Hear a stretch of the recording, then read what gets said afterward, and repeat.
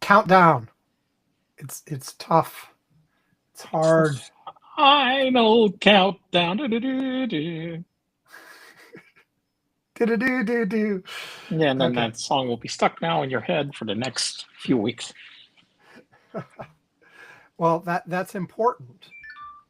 Need to have songs stuck in my head as much as possible, right? Yes. Otherwise, the brains would just leak out all over the place. Does not have brains leaking out all over the place. No. I don't think it's a good idea to have the brains leaking all over the place. Ah, I guess. Shall we go? Yes. Here it comes. The thing. Thing.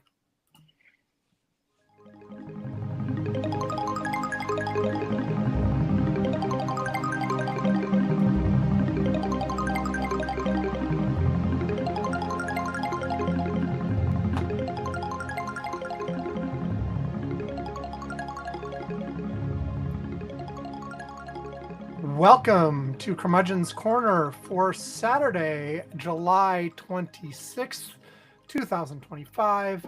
It's 2:30 UTC as we're starting to record. I'm Sam Minter. Yvonne Bowe is here. Hello, Yvonne. Hi. Hello. Hi. Are we doing okay? Everything good? It's getting better. It's doing okay. Yeah.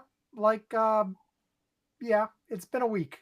It's been a week for me. Bunch of It's stuff been a happened. week. You had stuff, I had stuff, and maybe and it, I have not heard updates on the stuff.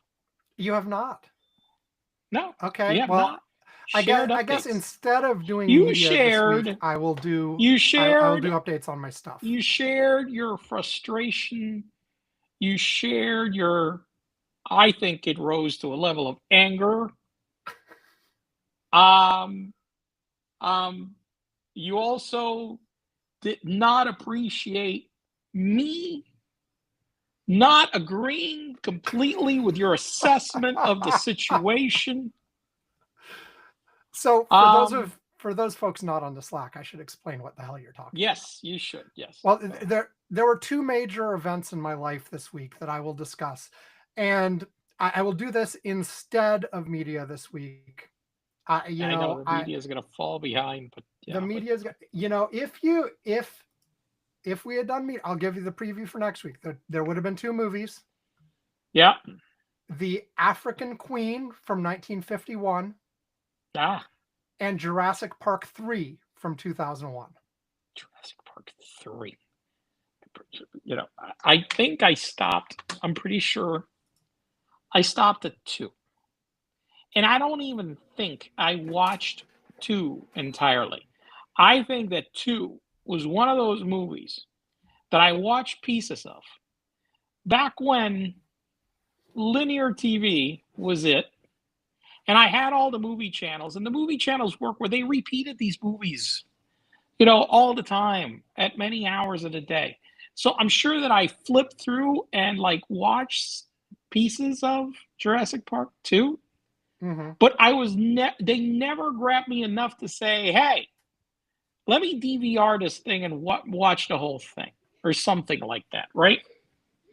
It Well, was like, yes. since I'm giving you a 1 week heads up, you have time to watch both The African Queen and Jurassic Park 3 before next week.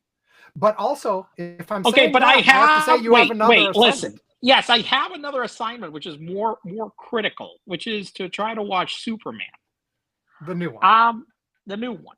Um I'm going to try to see how I get this done. Maybe it's playing in the Dominican Republic. Because I am going to be in the Dominican Republic almost the entire week. And I know that I Here's the have, thing. yeah. It would be cool. Watch it in Spanish. Spanish I dubbed think Superman. I gotta see if that's a lot of these movies now. English with subtitles. Yes, Okay, that's actually, in many probably places they actually give. better. But Yeah, so I don't know. That may be dubbed.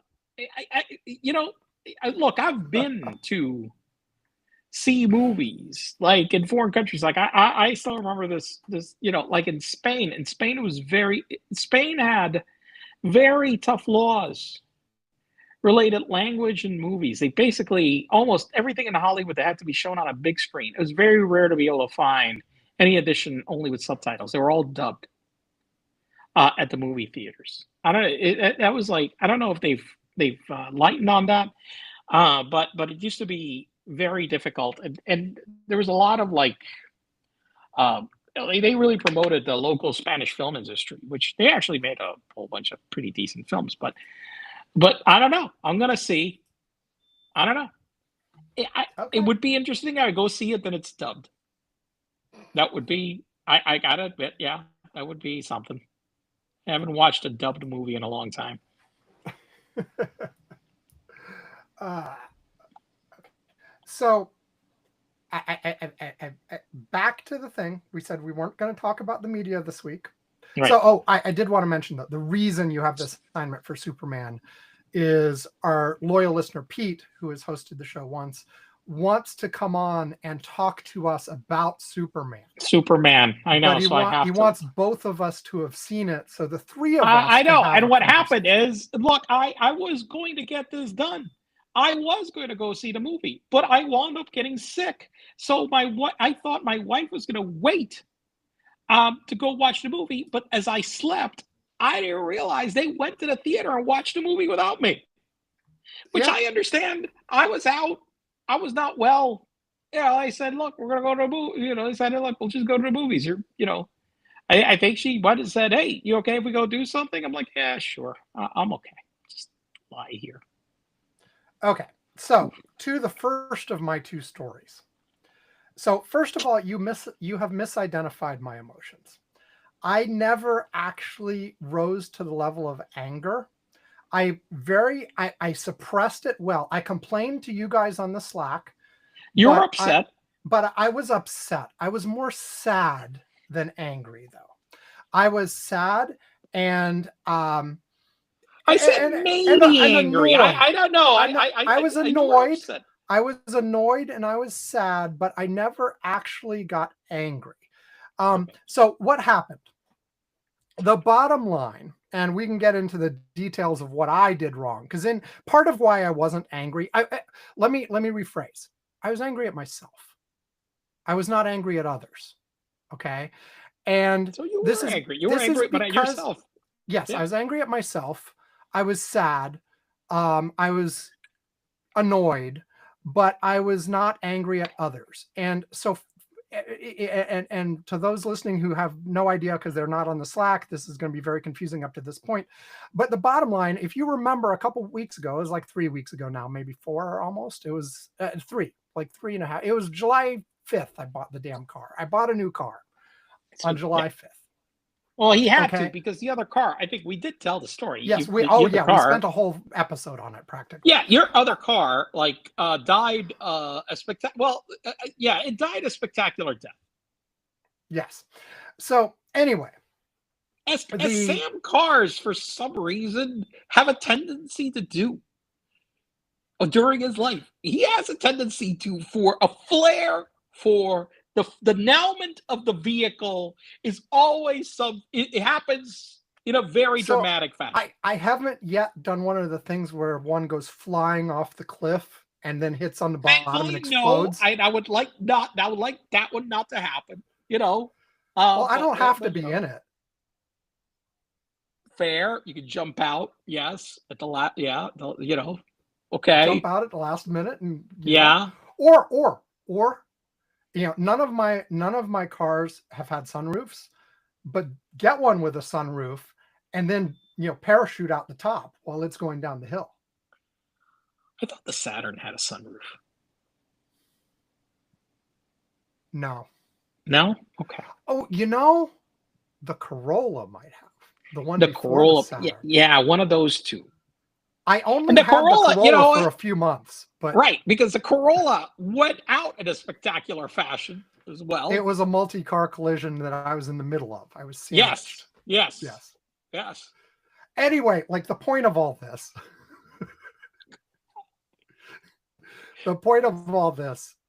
is my daughter was pulling out of our driveway and hit the corner of my brand new car. You know what? To be fair, okay, Yes. to be full disclosure, Let's be fair, because I will explain more of the scenario, but you look, to go be ahead fair, first. you talk about that, and oh my God, like it didn't happen. Look, my brother, one time at our house, okay, we had a it wasn't that old. It must have been maybe a year old, tops 2 years old Mercedes. Okay, a very nice Mercedes that Dad bought. Okay, Mm-hmm. he came in thundering in his Isuzu Trooper SUV, which had very poor rear visibility because back then these cars, no, obviously no rear camera. But the one thing is they kept mounting the spare tires in the back. Oh, You yes. mounting the spare tire in the back, limited rear visibility in a ridiculous way. Okay. My brother comes in, thunders into the house. He had to drop something at my parents' house. The car was parked off to the side. And when he went to back up, he backed up real quick, not looking, and completely broadsided the pretty new Mercedes. Okay, all right. So he hit his car and he broadsided the car.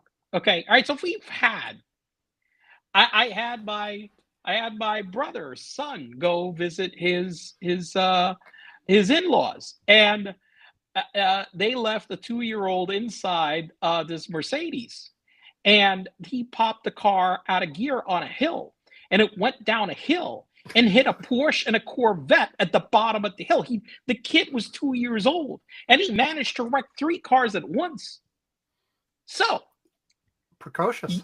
yes, Amy's hit in the scheme of things. I thought I saw the video. Sam shared the video. I saw what happened. It was a tight fit.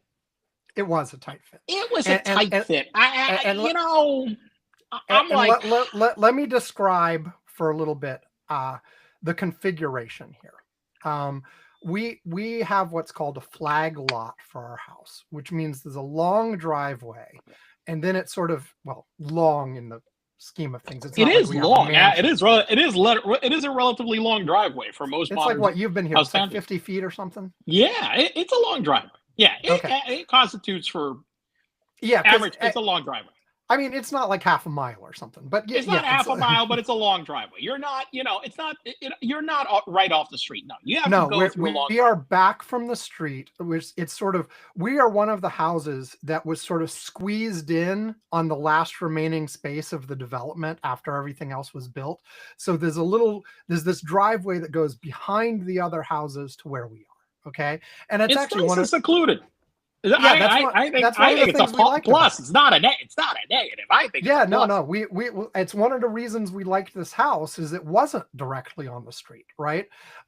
So anyway, we long driveway, and then it expands out. So we've got a 2-car garage there, and then there's actually a space next to it that's enough. Like if everything was clear and we didn't have anything going on, you could comfortably fit 3 cars there, and you could squeeze 4 in if there was nothing there. Okay, there's nothing. Of course, we've got plenty of crap there. Okay, there's junk all over the place. I mean, I don't know what it is. Well, I say junk. I mean, let me look at the video. Let me describe the specific junk. Well, I'm not even getting to the stuff that you see on the video first. There's the other stuff that makes us park as tight as we do. So first of all, Brandy has this old, like, what is it, a 1985 Riata or something like Buick Riata that she's dragged. It was her first car ever that she got as a teenager. We're in our 50s now. Okay. She's dragged this car around ever since. Okay. It has not moved under its own power in over 15 years. Okay. Obviously that car will not start, right? So the last time we tried to start it, it did. It just needs like a jump start. Okay, and it'll go for a very short amount of time. I mean, look, it's been 15 years. It may have more problems now than it did last time we tried. Okay, it's not wine. It didn't improve with age. I gotta guarantee you that. Right. So, like, it's just been sitting in our driveway for 15 years with a car cover over it. Right now, but last time we tried to actually move it under its own power, I figured out why it was draining the battery almost instantly every time. It had one of these old alarm systems. No. Do you remember the retractable radio antennas? Oh yeah, of course. Yeah, the That little when you motorized ones. turn on, The motor was stuck, so it the kept motor running. was stuck on the Well, that's an antenna. easy fix, actually. You just popped up, pulled a fuse. Yeah. So anyway, what was happening was every time the car turned on, the stupid motor kept antenna going. would just go, and it would just stay, and it would completely drain the battery, no matter what else you did. Eventually, right? yeah, eventually it'll drain the battery. Sure. Because it, for whatever reason, it would keep trying to retract the damn thing after you turned off the car. Those things are prone to break. Yeah. Okay. So it would keep going. And anyway, so it hasn't moved under its own power in 15 years. The last time it came home, it was towed home. Okay. And because it had actually, it's a long story. Anyway, it doesn't matter. It was towed home the last time it came home. And the tow truck driver couldn't get it all that close to the edge of the driveway. So it's basically taking up what a space and a half of what it should. There's like between it and the edge of the driveway, there's like 6 feet. Okay. Mm-hmm. So like it could have been over further, which would make it far more comfortable for the other 2 cars that are there. Now we actually have 3 cars right now that are actually like moving. So it'd be nice if that thing wasn't there and we had 3 others. Now there is a place we could have put that car that's further back next to our house, but we filled that with a giant storage container because we've completely filled both our garage and our house with junk. So we've got this storage container that we pay like a couple $100s a month to have there. Plus we have a full garage, plus we have a full house. So we couldn't put the car where the storage container is. So the red car was there, and I've been telling Brandy for the entire, like, the last time it was put there was, I don't know, 10 years ago. No, not even. It was only 6 years or so. Like the last time it moved under its own power was 15 years, but I told you the story was complicated. It left and came back not under its own power at one point. But anyway, I've been telling her ever since it was parked there, we should pop the sucker into neutral and push it out and back so that we can move it 6 feet over and make a lot more room for the other cars. That would be a great idea. Yeah. But we've never done that. We've never done that.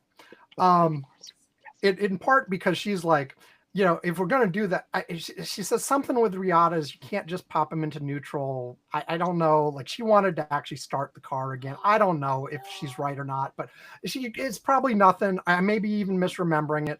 But anyway, there was always an excuse for why we weren't going to. It's the 1980s Riata. I mean, those didn't, you know. Well, they only made the cars for 3 years. So like, yeah, I mean, but they're not, you know, that I recall, they don't have like one of these like newfangled like electronic transmission. Oh no! The Riatas had a bunch of like electronic high crap tech, that was ahead of their time. Yeah, but no, yes, it did. Especially on the dashboard. Yeah. That. But the transmission, as far as I remember, in the engine, they were pretty much normal, standard, substandard GM stuff of that era. You know, I mean any transmissions, even from. You know, now you've got all these like cars with like push button transmissions and other stuff, okay, which are a standard modern thing right now. You know, you get these things where you got buttons, levers, and whatever that send electronic signals. But you know, nobody, not even Mercedes, like any of those, they were, you know, they were back then. They were still just a little, you know, lever mechanically actuating something. They you know, that wasn't right. So anyway, bottom line, there was always an excuse for why we didn't move it over. So the remaining space in the driveway was less than it was anyway, but it's been that way almost the entire time we've lived here.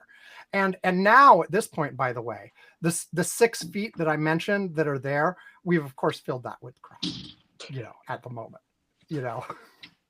there's like stuff that is destined for the dump but hasn't gone there yet, and stuff like that. And like we've got all kinds of old stuff that Brandy and I are ready to get rid of, but we need to do it in a sneaky way because Alex is going to get upset if we get rid of it. There's stuff that nobody wants but is too bulky to like put in the trash bin, so we have to figure out the right way to get rid of it. All this kind of crap, right? So and of course that's been there forever too. So Yvonne's making all kinds of faces. I would like to strap like the storage thing and whatever on top of a rocket and just launch it into the sun while you guys are sleeping, and then have you mad at me for a year or something. Whatever. I don't care. That's probably where the Curmudgeon's Corner tapes are from college. Damn it. Okay. But and see, that's the problem with all this stuff is it's 75% trash, but the trash is all mixed in with the 25% that's not. And so you have to actually go through each item one by one to like see what's going on. Anyway, right. But and I'm ready to get rid of 75% of it. But anyway, the point is, so there was constrained space for that. But it's been like that almost the entire time we've lived here. We've parked 2 cars there in the front. Usually my wife parks in the spot that's closest to straight ahead from the driveway, and I park in the one that's closest to the house. The one that's closest to the house requires you to sort of shimmy to the right and around because, like I said, it's the narrow driveway and then it expands out. And when I say it expands out, there's like bushes and stuff. Okay. There's actually rocks at one point, but like for the rocks are further back. Mainly what you have to worry about is the bushes. I've only actually scraped a rock once, but Yvonne's making more faces. Anyway, so what's happened though, the last month or two is my wife was gone for a while, like on various trips, and had parked her car at the airport. So the other 2 spaces were open. And when I was at work, both spaces were open. My daughter has, an old Pontiac Aztec. And so she is preparing to go to the East Coast to live at least a year with her grandmother. Okay. And so she wanted to load up the car with all her stuff. Yes, she's driving cross country in an ancient Pontiac Aztec too. So, there are all kinds of things that can go wrong there, but that'll probably be a different story for a different day. More faces from Yvonne. So anyway, she backed her car up to the garage so she could easily load her stuff into the back of the car from the garage. And so her car had basically been there for most of the last month. So when I got my new car, for the first few days, I did not park there at all because I was like, that space is kind of tight between where she parked and the Riata. And I was like, so I parked on the street a lot. And then finally I was like, I want to actually try charging my car at home. I want to park in the garage, not in the garage. That would be impossible. It's full, but I want to park in the driveway in front of the garage. And so I actually tried going in. The first time I did it, I got in there, and then I was like, that's a little too close to her. I'm not going to do that. So I backed out because I was like thinking it's a little tight. It's tight. The second time though, I was like, screw it. I'm going to try. Okay. So I got in there. I got as close to the Riata as I possibly could.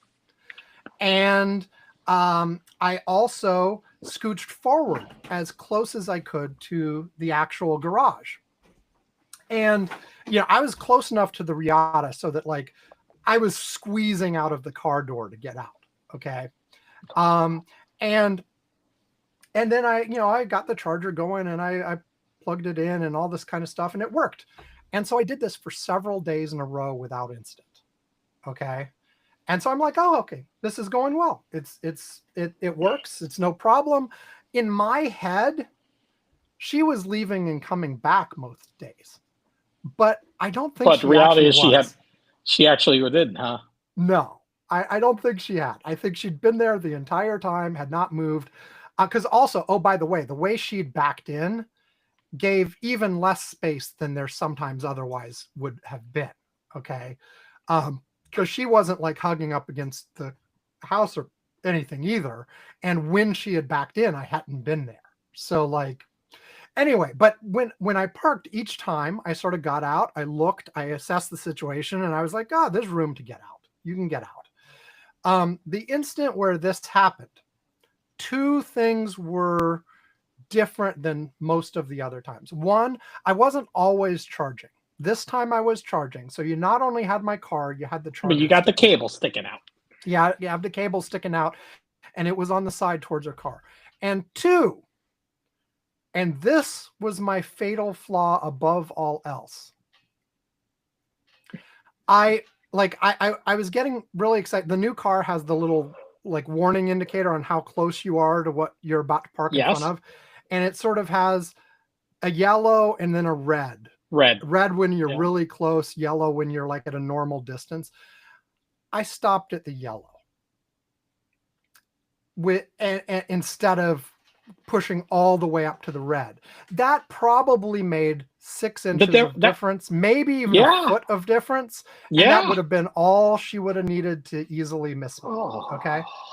And I was like, yellow's good enough. There's been no problem. I've been parking here for days now. You know, there's been a yellow. And then I got out, I looked, it looked fine. It looked like there was plenty of space. And also, of course, in my head, I'm thinking, if she has any sort of problem, if it's too tight for her, she'll call me and I'll just move it. Right. You know, because I'm not thinking like she might be overly confident or right. just not really gauge it. It was very tight. Like I looked. I will say this: if it were me, let me add one more thing that I did not take into account.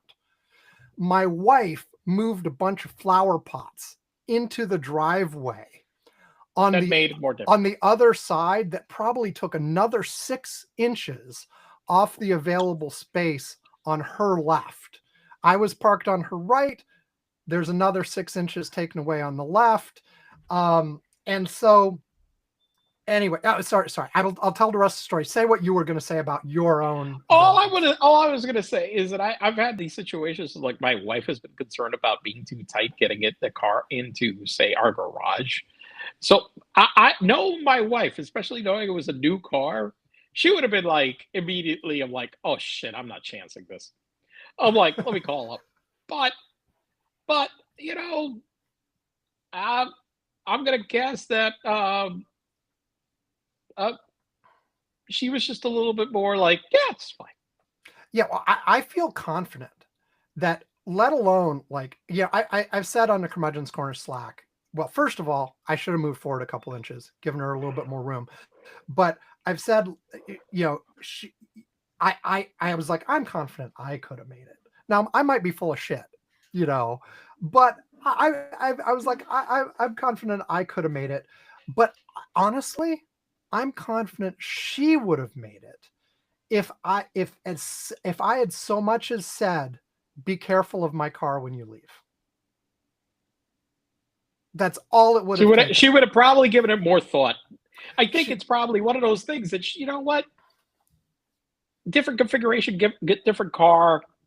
She did. It just didn't, like, I'll get out. It's fine. Yeah. Well, the thing is, what she said is she didn't realize the charger was there first. And that gave extra space. Like at first, so when she actually pulled out, that one I could understand. She pulled out, she hit the charger cable. And then at first she thought she'd only hit the charger cable, right? But if you look at the marks on the car, it's clear she hit the actual front bumper of the car too. But she thought that what had happened is she'd hung up on the charger and it had bent and scraped against the rest of the car. And, you know, and of course you see, like, once she hit, there's like some back and forth to try to get out of it, you know. If you look at, and the video wasn't at a great angle. It's actually coincidental. Like, the one video that would have had a good angle, like, the motion detection didn't actually start until after the impact, which made the video from that one kind of useless.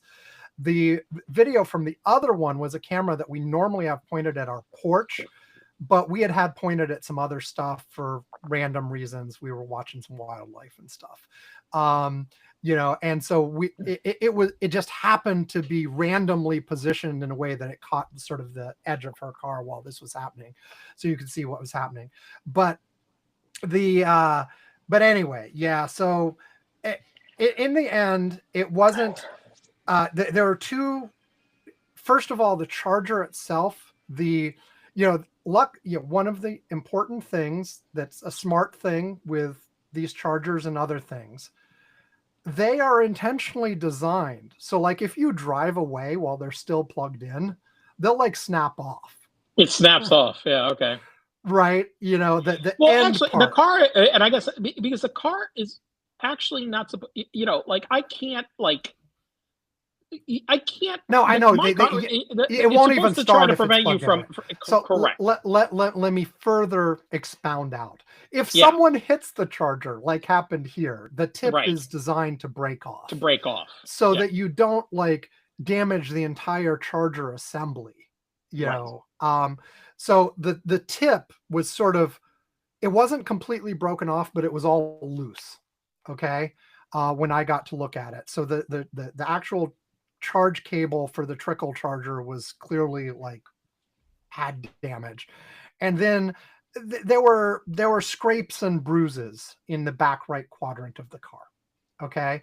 And look, I've told people, you know, look, this is, if this had happened to my Subaru, I wouldn't have even noticed, you know, like, you notice it because it's a brand new car. I notice it because it's a brand new car. Like, on a 15-year-old car, it's got all kinds of bumps and bruises showing its history over the years. And at a certain point, you are like, you know, even more major damage than that. You're like, it's not worth fixing. Okay, so bottom line it now. Okay, is it damage? Because listen, the bruises were minor. Okay, I would say I mean it seemed no damage to the charge port or any of that. Well, let me put it this way. I have not had it yet looked at professionally. The charge port works fine. Okay, so it works fine. So all you need is a new cable. Well, I hammered the cable back together too. It works fine too. Okay. You know. Well, and I say hammer, but what I actually mean is I hit it against something. All right. Okay. Like, you know, and it's not back all the way. It's back almost all the way. All right. I'm sorry. But you know what? In the interest of electrical not catching safety fire, fire, fucking get a new fucking cable. Well, I was thinking I might get another one anyway, just so I can have them in multiple locations. Okay, let's not use the cable that was damaged. Okay, you know, because the next thing, look, I actually met this guy. There's a story, if you look this up on, you can search this on in Google. There was a guy in North Carolina many years ago whose entire house went on fire because of an issue with a Chevy Bolt and the charging system. Okay, and this is an issue that these don't happen as much as they happen. This is why they won't let them park Chevy Bolts in my parking garage at work. There's a big right, which sign that's all. still. Yeah, but even though that's not an issue anymore. Yeah, and this wasn't a Bolt with a B. It was the Volt with the V. Yeah. Sorry, the hybrid. Volt. Well, Bolt, fucking, you know, Bolt, whatever. Yeah. And so he had one of these, and it burned down his entire house. It burned all his possessions. Okay, and this was in the news. GM actually, apparently the blame was somewhere in the middle of, like, They had one. They had put one of these like wall chargers that was made by Siemens, and there's something with the battery. Listen, they could not ascertain the final fault. Bottom line is the GM actually paid for. Gave him a set of new cars because all his cars burnt to a crisp, and had to do a very large settlement to recover that. But it took a long. I mean, he told me it was just the worst experience of his life because literally he lost all his possessions, everything. Right. I mean, the whole entire house went up in fire, and it was a very big, nice house that this guy had, and he fucking lost everything. He was just telling me how he was just. I had to go like shop at Walmart for clothes and shit and stuff like right away and stay at my relatives or whatever because I didn't have anything. So what you're saying is taking the little plastic piece that bent and just shoving it back into place probably isn't enough? No. Could you please? It's almost back in place, and it works. Please get a new cable. Please. Please.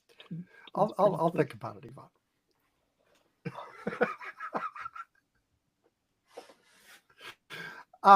So let me say, Brandy has the responsibility because I said I would probably not be in an emotionally right place to do it, of determining exactly what we need to or don't need to do with regard, since this is a lease.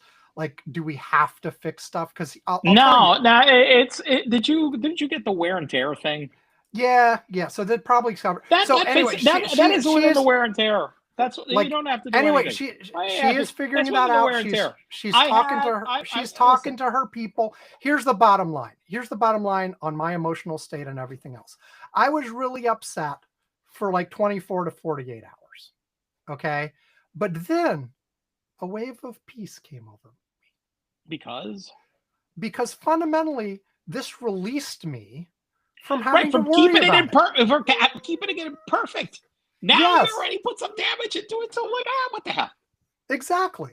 Like for the first few weeks I had it, I was being super careful. I was thinking about it all the time. I was like, oh my God, like this, I touched the wall and there's a stain where my finger touched it. I'm going to have to figure out how to clean it.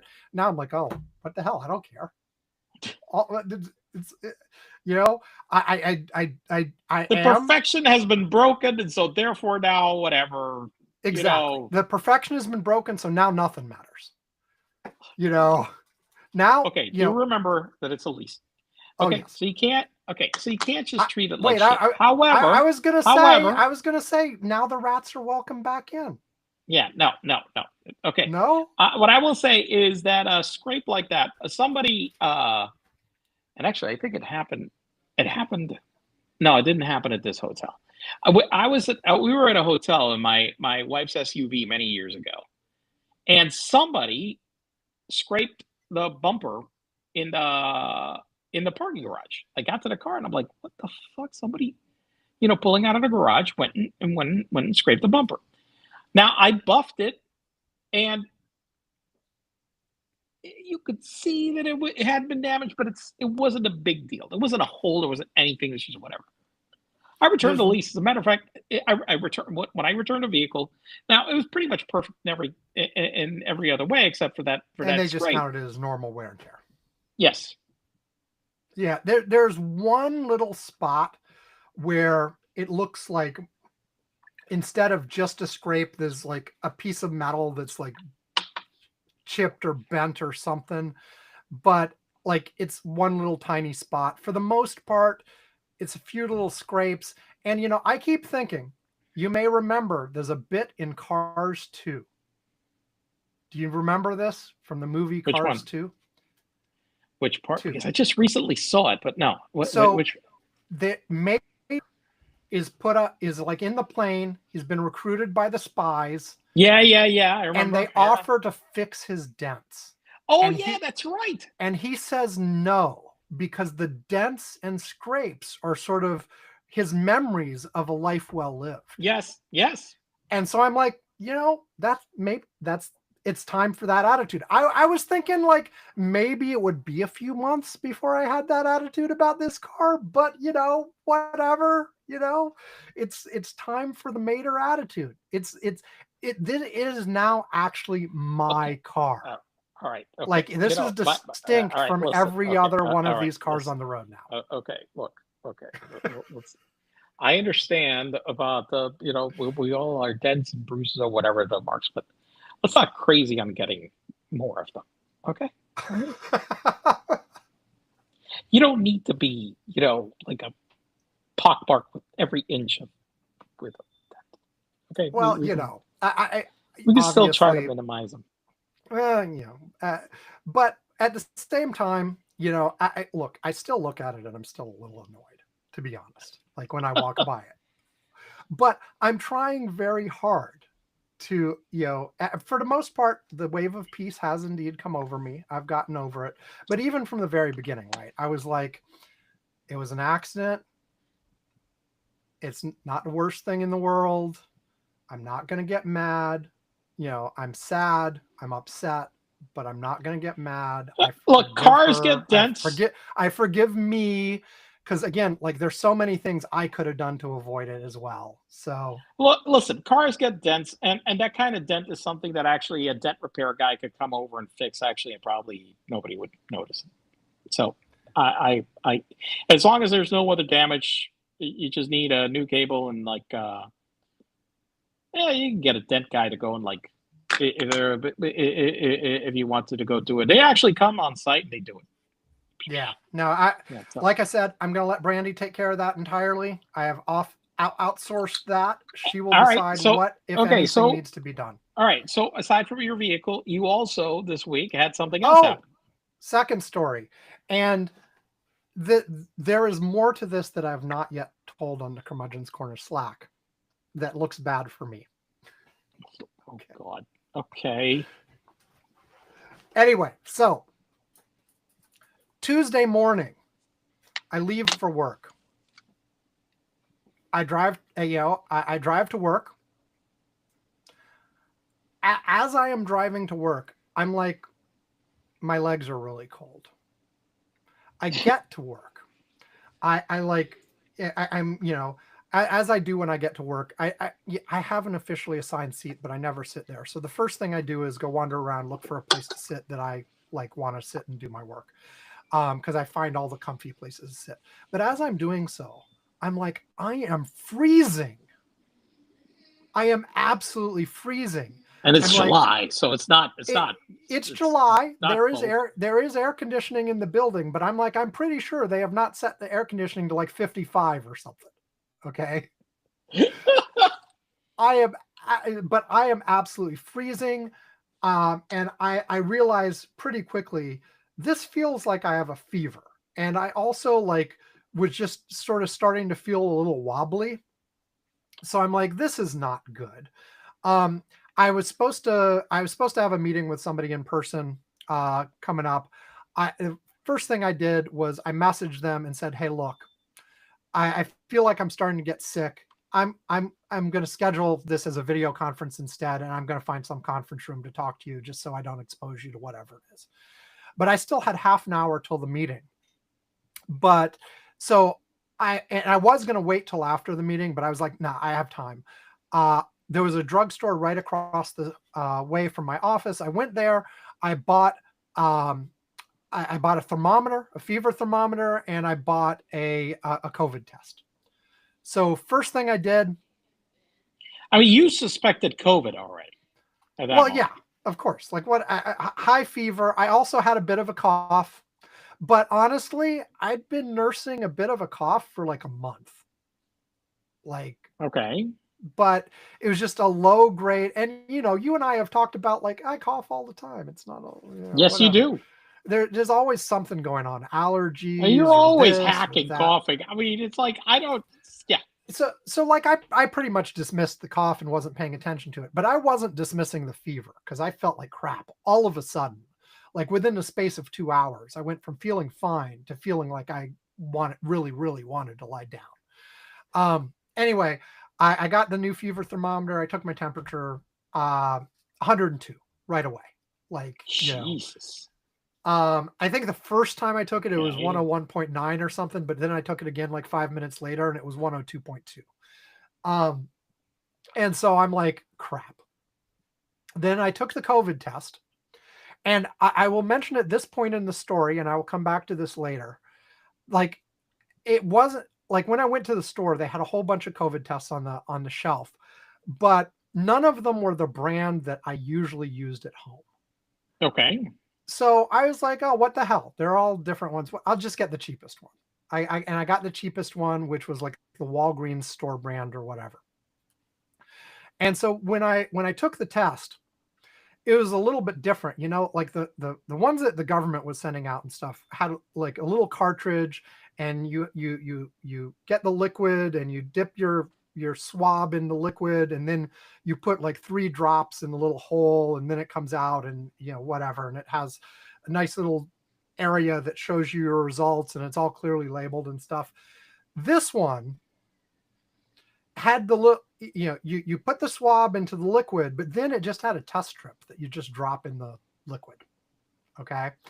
Okay. And the instructions on the box, I'm showing the camera for those of you who are watching video.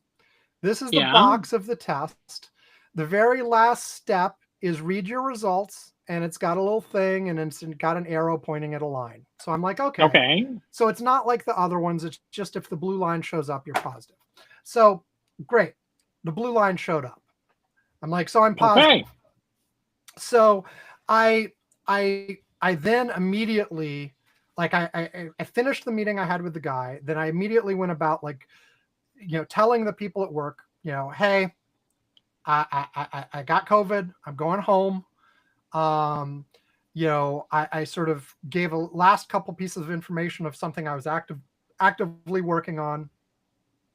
And I tried to remember everybody who I'd seen in person the previous day and all that kind of stuff to let them know, hey, maybe you should get tested, all that kind of stuff. I'm going home. I went home. I did one more little thing for work and got yelled at by one of my coworkers for like, why the hell are you working? Go lie down or whatever. Right. I'm like, don't worry. I'm about to. I just wanted to get that one last thing out because it was on my mind. And then I was at the point, like by the time I got home, I was like, I'm glad I didn't live any further from home, and it wasn't rush hour when I was going home, because like I did not want to be driving even that like half hour, let alone the hour and a half it sometimes is at rush hour, right? And so, after that one email, I lay down, I went to sleep. Basically, I was out for 16 hours. Jesus. Okay. Now, it wasn't actually 16 hours. I was in bed for almost all of the 16 hours. I woke up a few times. I went to the bathroom, but like just going to the bathroom and stuff, I was dizzy. I was like, by the time I got back to the bed from the bathroom, I was like wiped out just by the effort of like getting up, going to the bathroom and coming back. And so I basically went back each time. Like a couple times I was like, let me try to like do something a little bit more. I'm going to read, or I'm going to do the, no, none of the times did it work at all. Basically every time I gave up and went back to sleep. And so not even the majority, almost all of that 16 hours I was asleep. Maybe 2 to 3 hours of it I was in bed, but not asleep, but basically 16 hours in bed. When that was finally over, that was from like early Tuesday afternoon to Wednesday morning. When I finally woke up Wednesday morning, though, the fever was gone. Well, there you go. And I was feeling better already. Now, I was not feeling 100%, but I was already feeling a lot better. And I was like, this is interesting. Wednesday, though, I was like, I'm not even opening anything work related. I'm just doing my own stuff. I took it easy. I brought my laptop to bed, and I did a handful of things on my laptop at bed, but I basically stayed isolated from the family and relaxed for Wednesday. But by the end of Wednesday, I was sort of like, okay, it's kind of clear that this is getting better fast. Like every hour felt better than the hour before. So I was like, Thursday I'll work from home, a little, a partial day. Friday I'll work from home completely. As it is Thursday, I got up, I did my own stuff. I was sort of still no fever. Like Wednesday I had no fever. Thursday I had no fever, but I still felt kind of icky. But like Thursday I actually got to my desk in my office at work, and I did a bunch of stuff at my desk, and I ate a little bit more. And I think one time Alex wanted some food, so I went to like a McDonald's drive-through for him or something. I wore the mask so that I wouldn't infect anybody at the McDonald's. But so I was a little bit more active Thursday, and theoretically I thought I'd do my own things Thursday morning and then work Thursday afternoon. In actuality, I didn't log into work till like 3:30, 4 o'clock. And I just checked in and said, hey, I'm feeling better. I'll be working from home tomorrow and I'll be in the office Monday. And then right around the time that I was going to message them that on Thursday, I'm like, and by the way, I forgot to mention, the weekend before all this happened, my dad was in town. My stepmom was in town. My aunt was in town, and we all had dinner together. Oh, nice. With my mom as well. So like, are any of them get sick? So wait, let me just say, so we all, I don't think any one of those people was under 80. Okay. Like, no, wait, maybe my aunt. I'm not sure how old she is. She's younger than my dad. My dad is the oldest sibling, so she might be. But, so anyway, so 70s and 80s, and so I'm all like worried about this. I've notified everybody I was in contact with, be careful, take precautions. You might want to take a COVID test, all of that kind of stuff. They all said they were feeling fine so far. But anyway, when I was letting work, I know I'd be back, because I had told myself I would start working from home, but I wouldn't go back into the office till I actually had a negative COVID test. And so I took another COVID test on Thursday afternoon, but this time I used one of the ones I had at home that was the brand I'm familiar with. Negative completely. Okay. And which immediately struck me as odd, because the other times I've had COVID or known other people to have COVID, it's even after they stop having symptoms, it takes a while for the rapid COVID tests to actually show a negative result. Yeah. Okay. Not like 2 days later. So I'm like, wait a second. How long did you have COVID for then?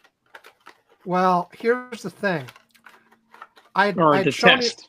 Did you not read the directions on the box of the COVID test. We just have a little diagram that says wait for results with a little arrow pointing at a blue line. I had not opened the actual detailed instructions for the test, which I am now waving around, which showed that actually on this particular model, there is in fact both a control and treatment line, just like the fancier tests I'd used in the past. The box says nothing about that, but the detailed instructions say that for this particular COVID test, there is a second line that is pink that shows up if you're positive. So I was never COVID positive to begin with. So whatever I had was not COVID. Okay, so you were sick, but it wasn't COVID. Yes. May have been the flu. I mean, you had something a couple weeks ago. I did not have the digestive stuff you had, luckily. No. I had a cold virus, thing. The digestive stuff happened to be coincidental. That was not. Oh, and I got the Paxlovid prescription and everything. Like I started on Paxlovid. I have now stopped because it turns out it wasn't COVID. But okay, so you had some other virus, obviously. I mean, I feel dumb because I sort of notified everybody I had COVID. But even if I didn't have COVID, I obviously had something. They could have caught the something. Well, listen. What you had. The one thing is, even if it wasn't COVID, what you had was bad. I mean, you had 102 fever. That's not a low fever. That's not a low fever. Okay. Right. So okay, so it wasn't COVID, but obviously you did come down with something. Something. And it was bad. you know, I don't know, maybe I was infected with something not contagious. Maybe I stepped on a nail and have typhus or no, not typhus, tetanus or something. Maybe I have rabies. I did not pick up the bat like my mom did, but I don't know. Maybe something bit me while I was asleep. Maybe it's related to the car. Who knows? Yeah, I don't know. Maybe something internal broke and it'll become more obvious again later. I don't know. Anyway, but yeah, I mean, but also mercifully, it was really short. I mean, like I had these. I have a little bit of a sore throat still. I have a little bit of a cough. My head felt stuffy for a couple days, but the fever only lasted like 20 hours. It was less than a day. Well, like it was whatever it was bad. Because Yeah. I mean, you spent 16 hours sleeping straight. That's bad. You must have been feeling really bad. So, okay, but you're feeling better. I'm feeling better. Like Nobody I said, else. Nobody else that you nobody else seemed got to get sick. That at least nobody who's reported it back to me Okay, yet. and so this is good news. Yeah, so it's good news. I mean, I still have a scratchy throat. My voice may sound a little bit weird. I don't know. I don't know if you noticed, but I feel like my voice is a little weird right now. But but I'm basically feeling better. I still have a stuffy head, but also, part of that, like because I was sick and not quite myself, I forgot to take my regular allergy meds too. So, well, that doesn't help. So I need to go and take them, and All right. But anyway. Okay. Well, that's that. We've now spent a whole hour on me again. Let's just. I'm not gonna talk about anything. Let's just take a break. And then we'll talk news. We'll take a break and then we'll talk news. All right. Okay. Back after this, the randomly chosen break this time is this one that originally debuted in 2021. Here it is. You're supposed to say do, do, do. Do, do, do. Alex Amzela! Alex Amzela is awesome. Its videos are fun. And today, once again, we have one of our most loyal subscribers here to tell you how awesome Alex Amzela is. I'd say on a rate from 1 to 10, Alex Amzela is awesome at, 37, 82. He's pretty radical. His videos are phenomenal. They're full of creativity. And they're so funny and exciting to watch. Wow, what happened to your voice then, Amy? Was that Dad pretending to be you? Because the audio was distorted when it really wasn't? Because I told him to? Yes! Good job on remembering, Dad. Do, do, do! Uh-huh. Okay. We are back. Back. Okay. I dominated that first Chris segment. Okay. You get to pick here. Okay, so let's talk about. Hold on. Dude. Leave. Inappropriate interference. He had been sitting there. He didn't look happy at us recording a podcast. Your son had been staring at us recording a podcast and not looking very happy for quite a while when he was at the beginning of the show. But anyway, all right. Oh, also, I should mention, while we were talking about the car, my daughter came in gesticulating wildly about it. And I actually muted my microphone while Yvonne was talking so I could hear her for a little bit. Now, Yvonne was still talking. As it turned out, she started to say, you were talking about the car and blah, blah, blah. Blah, blah, blah, blah, blah, blah, blah. And I don't even remember everything she said when she walked in, but I should, if I'd known that she was going to talk about that, I should have just left the mic on and let her tell her side of the story. Good point. Yes. But yeah. I didn't. And then she left. She is preparing to leave. So I thought she was actually going to tell me that she was ready to drive away on her road trip to Pennsylvania. Okay. But no, she was just I guess excited and interested that we were talking about the incident where she hit my car, and was maybe perhaps a little nervous about what I would say. I hope I was fair to her. You know, You were so- fair. You were very fair. Okay, you were very fair. I think you know. Yeah. Okay. You know. So anyway, I dominated the All first right. half. It's your Sam, the let me rest ask is you- all you. Okay, let me ask you a question. What you shared earlier this week, these quotes from the Hunter Biden interview. Okay. Oh yes. Now I did not watch the full interview, but I've watched a whole bunch of clips. I But- also have only seen clips. Okay, damn it. So neither of us have seen the whole interview. But I will say that from the clips that I watched, Hunter Biden sounds basically if you had sat me in that chair and asked me about Joe Biden, he basically sounded almost exactly like me. If you Okay. would take if I read his words, if I took the transcript of what I heard of him saying and I read it in my voice, you would believe I authored that stuff. Okay, wait a second. We have to at this point insert, like, we're going to play the clip, the first clip I shared of Hunter Biden, because I think everybody here will instantly agree with what Yvonne just said, and enjoy this clip from Hunter Biden. I just have to find it real quick. Scrolling. It's a couple days ago now. Here we go.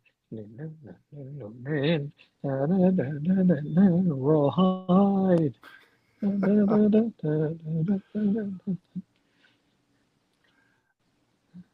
Okay, here it is. We'll play this video in full. Again, this is not the entire podcast he was on. Wait. We need. This is 1 minute and this is just under 2 minutes of Hunter Biden out of what I think was like a 1 hour podcast or something. I've seen a whole bunch of different clips of it. You got this clip. You've got another clip where he's actually going on at length between the difference between regular cocaine and crack cocaine and how they feel different and how you make them different and all kinds of stuff like that. So he talks about that stuff too. Like, this guy has a history. But anyway, here we go. This is the first clip I saw, and a lot of them have this feeling. We sit here and we talk about the one guy because there's a clear legal path to being able to get him back. What about all those other people? Am I not supposed to feel for someone? Am I going to be like all these Democrats say, you have to talk about and realize that people are really upset about illegal immigration? Fuck you. How do you think your hotel room gets cleaned? How do you think you get food on your fucking table? Who do you think washes your dishes? Who do you think does your fucking garden? Who do you think is here by the fucking sheer fucking just grit and will that they figured out a way to get here because they thought that they could give themselves and their family a better chance? And he's somehow convinced all of us that these people are the fucking criminals? White men in America are 45 more times likely to commit a fucking violent crime than an immigrant. And the media says, well, you got David Axelrod and, Rahm fucking Emanuel. So fucking smart, Rahm Emanuel. Because we got to understand that these people are really mad. And we got to appeal to these white voters.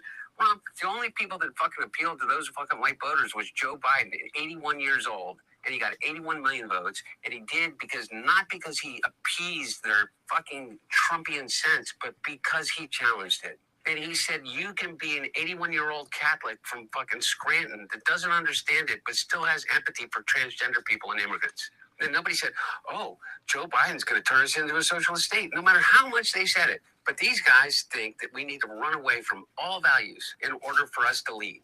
I say, fuck you. How are we getting those people back from fucking El Salvador? Because I'll tell you what, if I became president in 2 years from now, or 4 years from now, or 3 years from now, I would pick up the phone and call the fucking president of El Salvador and say, you either fucking send them back or I'm going to fucking invade. It's a fucking crime what they're doing. Okay. That's one clip of a whole bunch of stuff that sounded a lot like that. And, it generated quite a little furor of people saying, I mean, what I posted on it is like, this is the kind of fucking energy we need. And Yeah. yes, and look, And oh, by the way, it sounded. I'll say a couple of one thing. One is, I will say this. Hunter cares about his dad. yeah. Okay, Hunter really cares about his dad. And in trying to embarrass Joe, they actually like reproduced some messages that he left his son. Yeah. Where somehow it's supposed to be embarrassing because Joe is showing that he loves his son, even though he knows he's got a lot of flaws. I mean, with flaws and all, he loves him. So that's the first thing that came across to me. And the one thing is that, look, I'm not Joe Biden's son, but I'll tell you something. To me, Joe Biden is a person that I really appreciate very much. And he talked the same way that I got angry about people talking shit about him. There's another clip that was also talking about, hey, ripping George Clooney for the bullshit letter. Yep. And all this shit that happened, like whatever. And what Hunter said is basically exactly what I said. Yeah, so Joe was getting old. And the fuck is your point? He's still 10 times more competent than the idiot that we just voted into there. The hell has got anything to do with anything? He also talked as well about how much he loved Kamala, how good a job she did, and how like she's like a member of the family, and they have all due respect for her, et cetera, et cetera. And that she was put in a bad position, and that all of these people who went after Joe, I think he went after Nancy Pelosi too, were like, they undermined him and then they undermined her. Yeah. They all did. And he's like, because he's like, Nancy Pelosi and those folks, they didn't want Kamala Harris. No, they wanted anybody else. He's like, I don't know what they wanted. They want some crazy open convention bullshit, but like, they didn't want her, and they were not happy, and blah blah blah, and he said fuck quite a few more times. And the other thing was that the one thing that he said also was that one difference is the Republicans, how they all fall in line to whatever the fuck. Mm-hmm. And but then we did exactly what all these people were doing against Joe and Kamala. At a moment that we desperately needed people not to be doing that. You know? And the thing is, again, just with his reaction, though, his raw reaction. I mean, I joked under Curmudgeon's Corner Slack, AOC Hunter ticket for 2028. And look, it was a joke. Hunter has lots of baggage, but Hunter has lots of baggage. A lot of baggage. However, what I also said on the Slack, and I'm just going to read it right off the Slack since I brought that part of the Slack up anyway, was seriously, that kind of energy is what is needed, including the swearing sometimes. I'm getting more and more pissed off with the existing leadership and old guard folks. It is time for dozens of them to just get the hell out of the way. And no, it's not just the age, although that is part of it to be sure. But more than that, it's the energy and the attitude and the willingness to defend the right position no matter what, without preemptively compromising on anything where the polls are wishy-washy. Have a fucking moral position and defend it. And convince others you are right and the other side is wrong, and fucking fight and be fucking angry. And this is what the base is hankering for. This is what most Democrats are hankering for. And the leadership is still sort of in the mode, we're going to treat it as all normal politics. We'll talk about the economy and we'll talk about like Policy X, and we're still going to work with the Republicans wherever we can, and blah blah blah. And that is so frustrating at this point. And look, I understand the motivations, and in some cases, maybe at the local level, maybe at the state level, in some cases that makes sense. Because not all of the locals things are as screwed up, but certainly at the national level, no, this is not the world of politics from 50 years ago, where, the example people always bring up is Ronald Reagan and Tip O'Neill fight like hell and then go have drinks together. Right. That is gone. That's gone. That's gone. That's gone. And the where you like find all of these things you can work together on and blah blah blah. No. The Republican side went scorched earth starting when Obama won. I mean, they were already heading in that direction with Newt Gingrich and the Clinton administration, but they went all in when Obama won. And you can't react to this by doing everything with, oh, well, we're going to be the grown-ups and we're going to follow the rules and we're going to do everything in the polite and civil way and we're going to go and we're going to shake their hands and blah, blah, blah. No, I'm sorry. The time for that is done.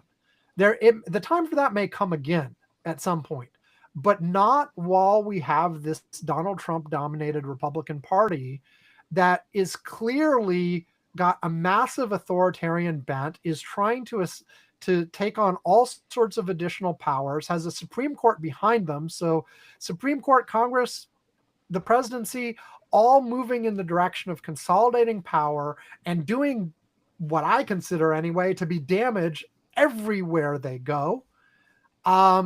This is not the time for that kind of like polite reconciliation and stuff. No, this is the time to realize it's a life and death battle and treat it like that. And at the very least, be showing that anger. And I realize some of it is performative only. And it's like, well, what good will being angry do? Well, look, when you're in a situation where you don't have any of the levers of power, it's the demonstrative, performative stuff that gives people an idea of your character and what you want and what's important to you. And so if you just go along with like, well, we're just going to lay back, let them hurt themselves until it's our turn again. If you act like that, you're not going to get another turn.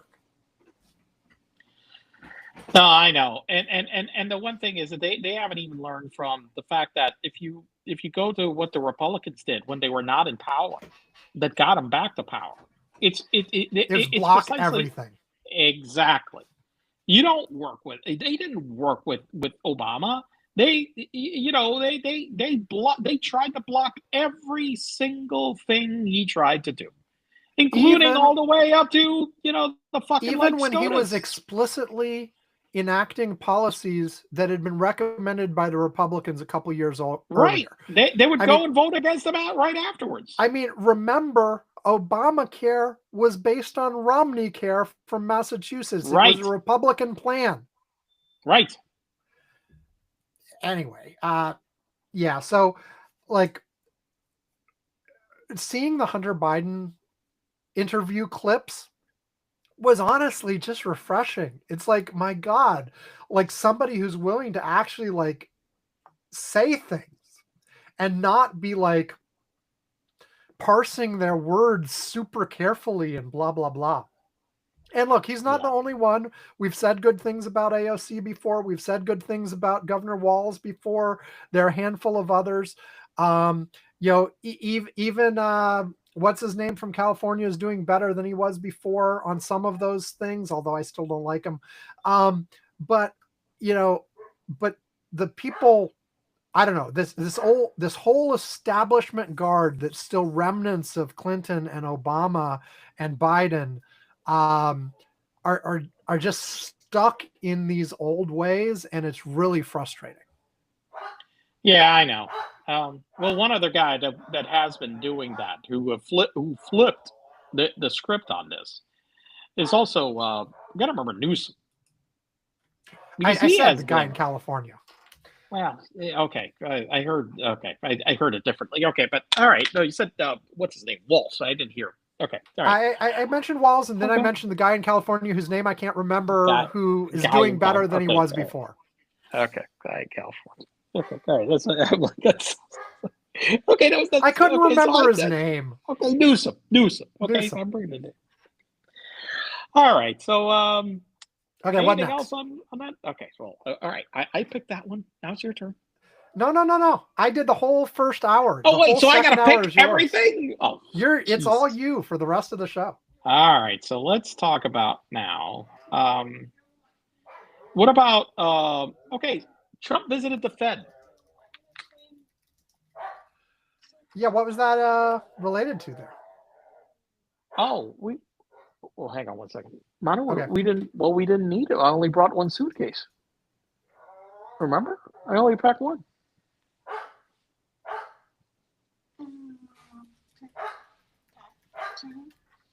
Why did you didn't tell me to pack the suitcase, so I only brought the one. Gosh. We should have told me that today. I would have brought that one.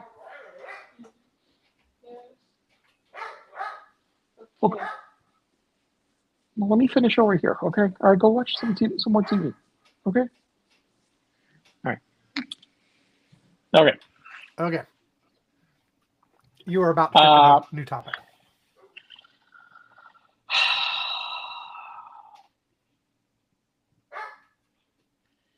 All right, so Trump visited the Federal Reserve today. Did you see these clips? Yes, this? I have seen a few clips of. Well, I've seen mainly the one clip of him and Powell going back and forth, and Powell correcting him on when a certain building was built and all that. That's what you're talking about, right? Well, that was one. I mean, it was just the whole thing, and actually, I did share a story about what's happened since he went over there, because he went over there basically on this whole thing about inspecting the construction, blah blah blah, and the project and whatever, because they're saying it's just a scam, blah blah blah, because it's costing. I mean, it's an expensive project. It's costing $2.5 billion. It is well over budget. The construction, but this stupid building is so old. It's 100 years old. It's a pain in my ass, and this money isn't even coming out of the federal budget, because this money's coming out of the money that the Federal Reserve makes. Period. Okay. Yep. To do this, so this money isn't even coming out of that.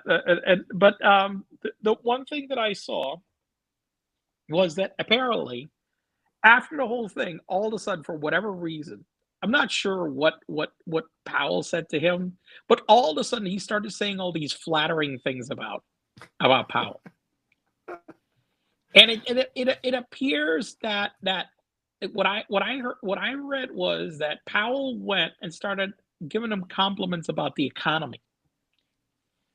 Okay, and the thing is about Trump, we've seen historically, flattery gets you everywhere with it.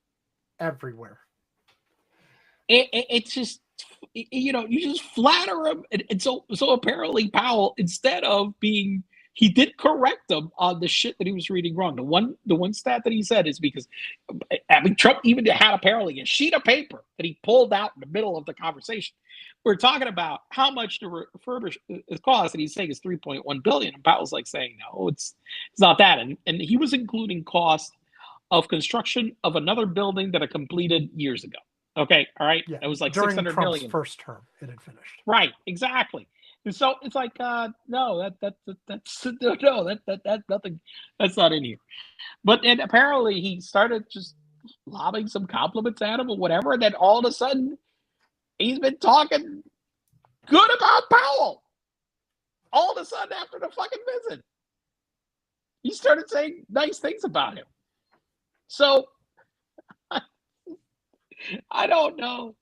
But and he said no, and I think, look, the Federal Reserve has said that once it becomes clear what the hell is going on, that they planned on cutting rates at some point. But look, the tariff, it's really dependent on these fucking tariffs. This is the main driver that's causing any. Hell, the Fed probably would have cut rates already if it wasn't for the damn tariffs. That's Mhm. just the reality. But the tariffs threw so much uncertainty into this, and and by the way, data is starting to show how this inflation is just seeping into places. Okay, well, GM went and Seeping. said it's just, yeah, because that's the way it is. GM basically said the last quarter tariffs cost them $1.1 billion. Stellantis, which is, owns Chrysler, they said it cost them $2 billion. Okay. So the costs are mounting. And look, what is everybody think that the companies are going to become all of a sudden benevolent and like going to suck up all these losses? What do you think? You think they're not going to pass on these costs? I kept seeing this week also all these clips that people are sharing on TikTok and something, whatever, talking about how grocery prices are soaring. How people are getting really hammered with grocery prices, talking about any supermarket, Walmart, people bitching about Publix in Florida, which I guess that happens a lot. But they're talking about that. And that's one of the key data points that, Powell and the Fed have to consider. I don't know. I've been hearing about a lot of people talking about grocery prices soaring. I find it hard pressed to find data to back that up. Okay, at this point, I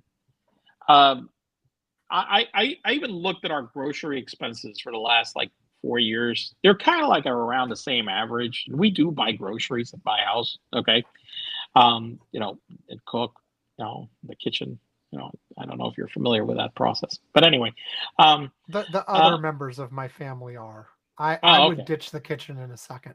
Yeah. Okay. Yeah, So just to try to clarify how that works. Anyway, because I went and I'm like, but listen, there are a lot of things that are showing pricing pressure, parts costs, automakers are showing it.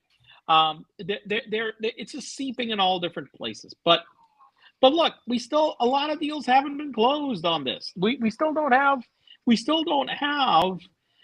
As all the announcements that he did on tariff deals this week, everybody on the other side of the table keeps saying, well, he really didn't sign that or promise whatever the heck it was. As more information came out on the Japan deal, I don't know if you saw that the Japanese were basically almost like denying half the shit that he said, as usual with every fucking announcement that he makes. So we still got this clock ticking on this. But again, there are signs in a lot of different places. People are reporting this about groceries. I mean, I'll minimize it. Maybe it's just not the stuff I buy. Okay? So there's a lot of people complaining about grocery prices going up. It may be that the kind of shopping that I do is not impacted by it, but there certainly are a lot of people that are saying that it's maybe getting there quite a regional differences or something going regional on too? differences. Yeah, I can believe that too. That there are regional differences. Yeah, because a lot of produce and a whole bunch of other stuff is sourced far more locally than remotely. So it could be that. It could be the chain I buy, where I buy the stuff. I don't know, but there are a lot of people that are being very vocal about their grocery costs soaring. And, this is the kind of shit that ate up Biden's administration. Yeah. I got to tell you. People wouldn't pay attention to anything else but eggs. Yeah. It's just going to the supermarket and it's costing you 20, 30, 40% more. I mean, that really hits people hard. Very hard. So I'm just bringing up eggprices.org national data just to check eggs specifically. And yet we're still nowhere near where we were in like March The high in the last year was at the beginning of March, end of February, beginning of March. It was up to $8.17 a dozen at its high. Wow. It had gotten down as low as $2.52 a dozen. Okay. Wow. And even on July 4th, it was $2.56 a gallon still. Not a gallon. You don't buy eggs in gallons. You know, it would be interesting to buy the eggs in gallons. I mean, I guess you could just crack them all open, just put together a gallon of eggs. Just in the last few weeks, since July 4th, it's gone from 256 to 337 in the last few weeks. You know, it's still, like I said, nowhere near where it was in March, but there is an upward swing in the last few weeks, and that's just eggs, obviously. But right. Well, wait. They have a leaderboard and a lower board. You want to guess where in the country has the these aren't. Yeah, those can't be current. Those are the highest high prices. That's stupid. Okay, I'm not even gonna bother with that. Okay. Because that's like back in March. What was the wait, let me just no. It's not helpful. Damn it. Okay. Because it has like California is the highest, Virginia is the lowest prices, or no, South Dakota is the lowest prices of eggs. But these are clearly have to have been when the average was 8, not the current average. So whatever. Okay, so 2 more things that I'm going to talk about after this. Number one, I'm just going to briefly mention it's net approval and Epstein. Okay, all right. Okay. All right, so I recently checked, and Trump's net approval is at the lowest of his administration. It had actually climbed back up a little bit, like for some reason after it had like collapsed like quickly at the beginning, and it climbed up a little bit, but then it is like taken a nosedive, and it's a nosedive across every area. Whether it's the economy, the immigration, whatever subject you've got, Trump is underwater, ratings-wise, across the board. There was one group that was like really like, I mean, that was really, well, it caught my eye. Young people. There was approval ratings like in February where it showed like he had like only like 22% disapproval amongst young people back in February for some reason. In the latest surveys, Trump disapproval amongst young people 70-something%. It went from 22%. It's up 50 points.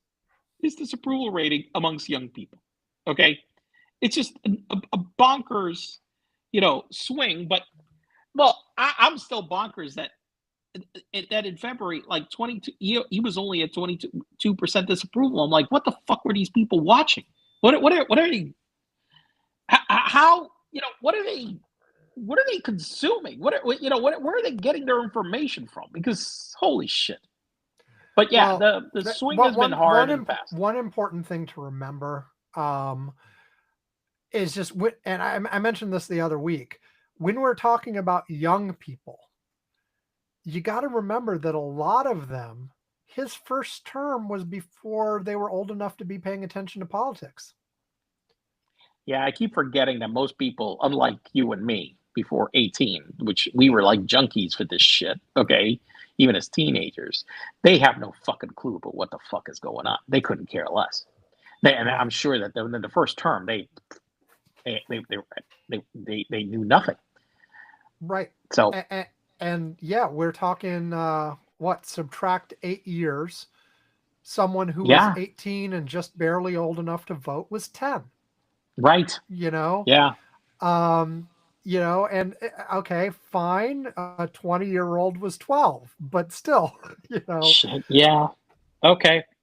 Yeah, it's like wondering. Now that's the beginning of his term, not the end of his term. So you subtract less to remember the end of his term. Still. Now, anyway, two things I will point out on the approval rating before we move on. One is I did find one chart that has the comparison to 8 years ago, to 2017. Yeah. He is How's it going? almost exactly at the same net approval as he was 8 years ago. Basically, he is shitty the first term, and he's just as shitty now. It's not like he improved with age. Yeah. At least as of, yeah, the chart I have of the comparison only goes through July 21st, but that's at The Economist. The other thing I'll note is Nate Silver's net approval graph actually has him bottoming out on July 22nd, and he's up a bit from there now. Oh, so he's up a bit. Well, that's the last time I checked. Yeah, July 22nd. Oh, he climbed up a little bit? Okay. Yeah, on July 22nd, he hit a new all-time low of negative 10.3%. He's now back up to -8. The fuck polls get wow, some of these garbage polls. Listen, every time that these guys see that it hits that low number, Sam, all of a sudden they do this dump of like these garbage polls, okay, all right, just to try to prop up the number.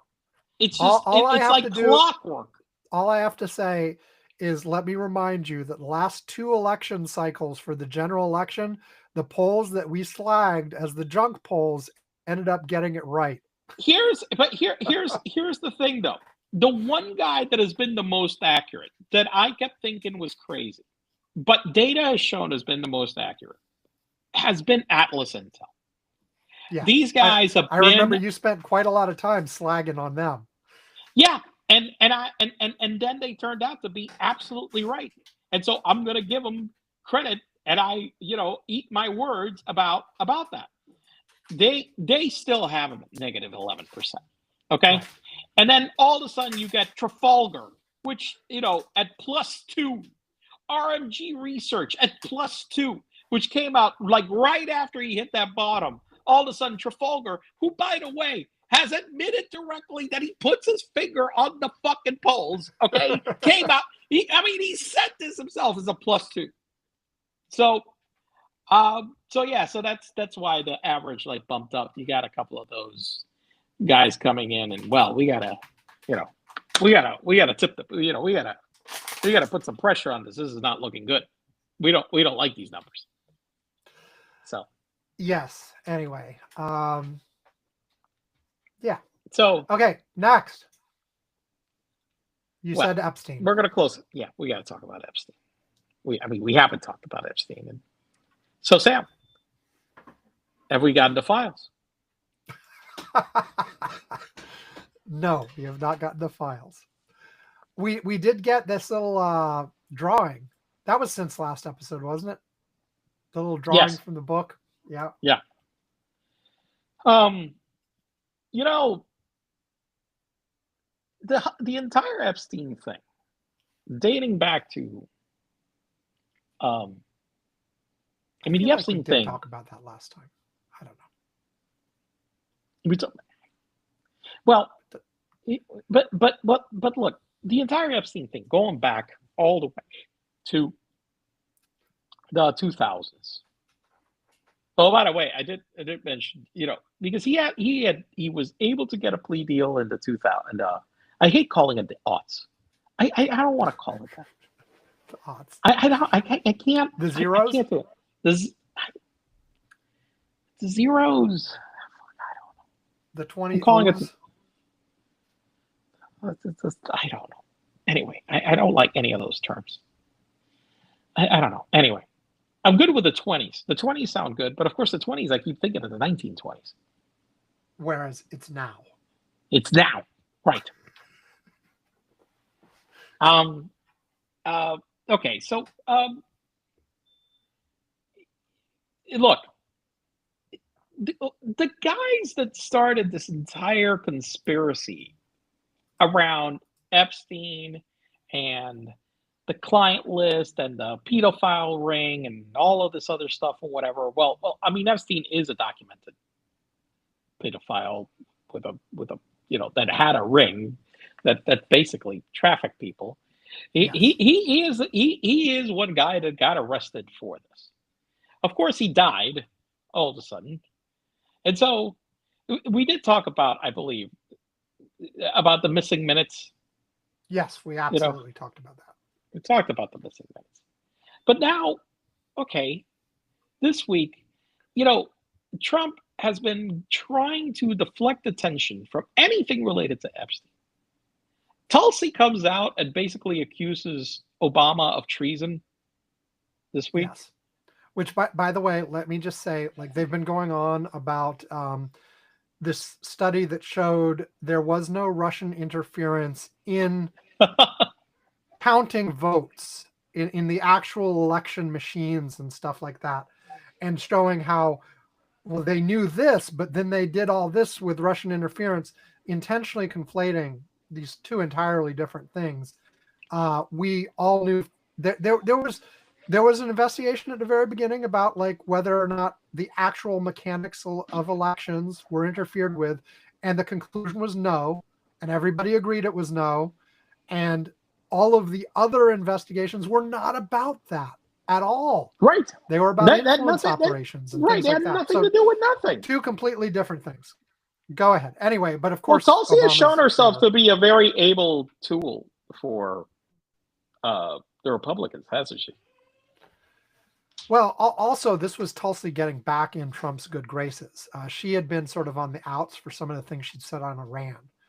And so she needed something to make him happy, and apparently it worked. Yeah, apparently. You know, so that's you know, so but now, of course, you know, we've got the whole you know, this whole thing to try to deflect attention from the Epstein files, which apparently, I guess we're never getting these, huh? I mean, I don't, you know, and then so well, look, they here, went to interview. They offered immunity to. Listen. Here's the problem.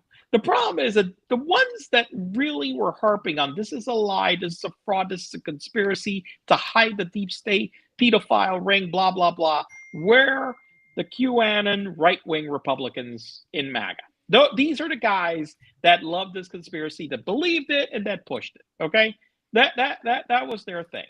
Now their guys are in power. The guy that was supposed to bring down the deep state to do all this stuff, and lo and behold, by the way, he's not releasing a damn thing. Then you've got the drumbeat of news, where you've got the Wall Street Journal going and reporting, hey, number one, you know, we know that he was in the files. He already got told in May that he was in the files. Okay. And then their second story that they released this week, which I can't remember exactly, but they had two stories that basically were, you know, torpedoing, you know, all the assertions that they were making, to the point that Trump is suing Rupert Murdoch over these stories. Okay, which is hilarious. But the drumbeat doesn't stop, because they keep trying to deflect, you know, shuck and jive on this thing, but they don't release any of it. Well, here's the thing.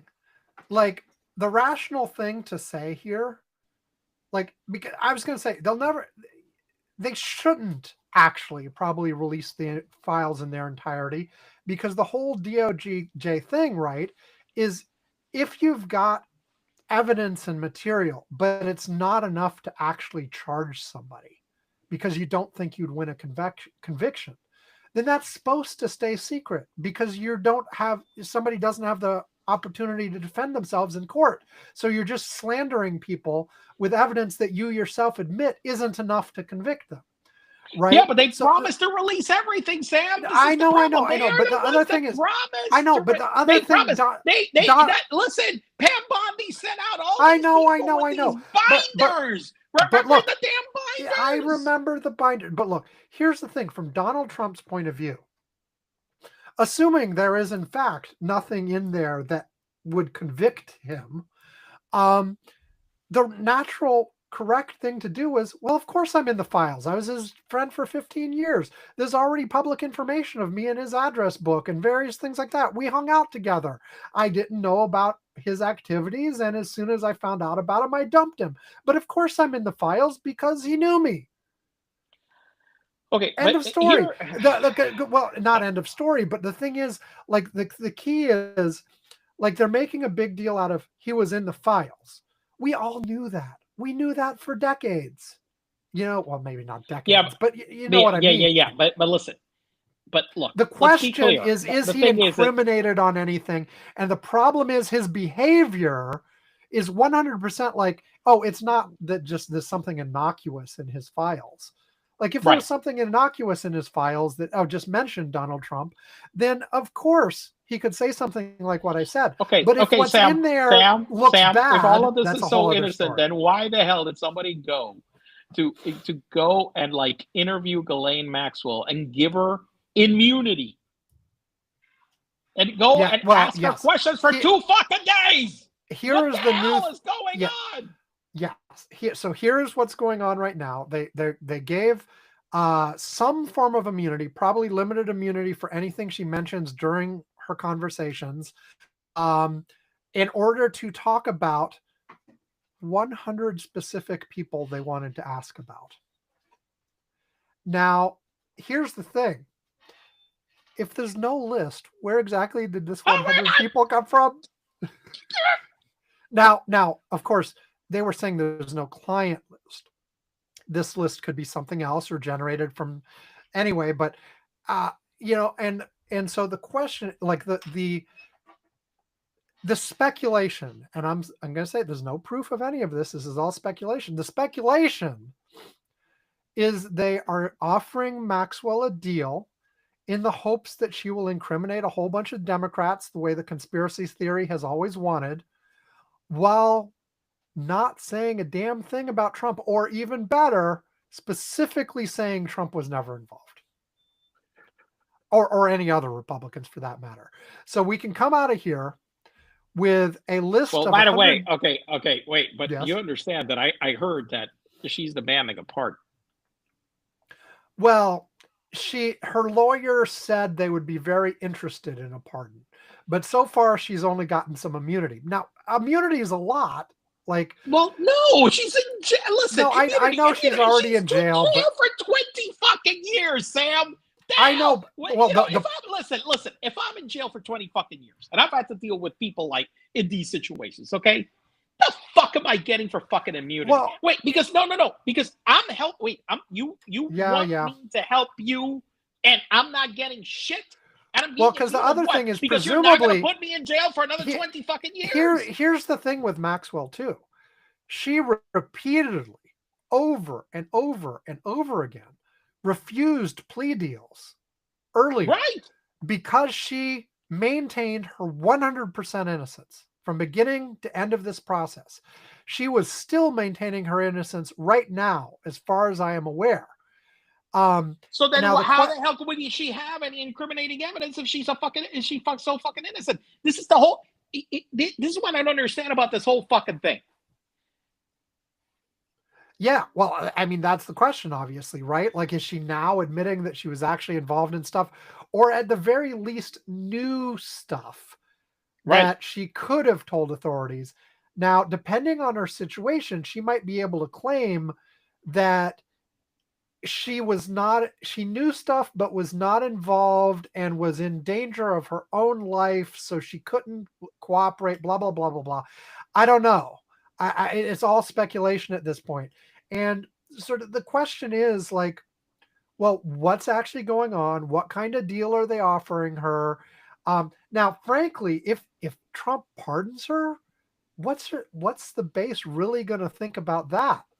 Now, if Trump pardons her, then I mean, listen, I think the world's brain is going to explode.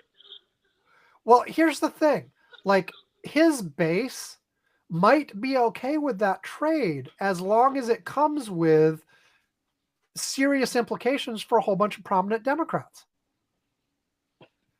Like, if the deal was, say, Bill Clinton was their fucking babies, and you can, and she provides a little bit of evidence that shows that, oh yeah, maybe Bill Clinton was, maybe not babies, you know what I mean.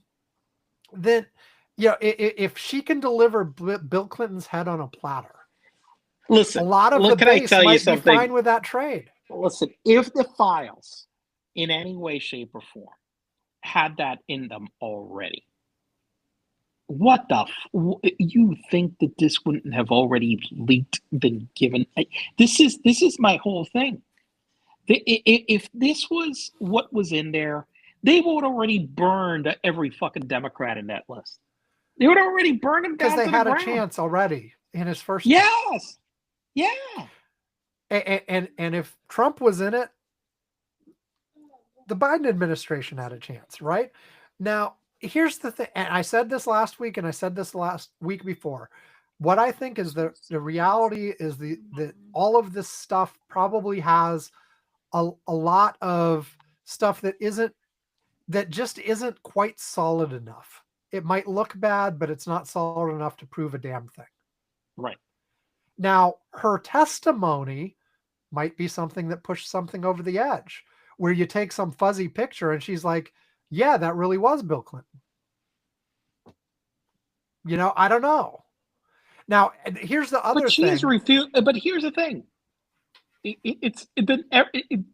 Look, any deal that she makes right now is going to be so tainted so badly. Oh yeah, from a legal point of view, the question from a legal point of view. I think at this point, like if they had stuff that could result in actual convictions, I agree with you completely. I think it would have. But if they had stuff that was just going to be an insinuation, why wouldn't they have used it already? That's my point. That's the thing. Well, yeah, I mean, the Democrats.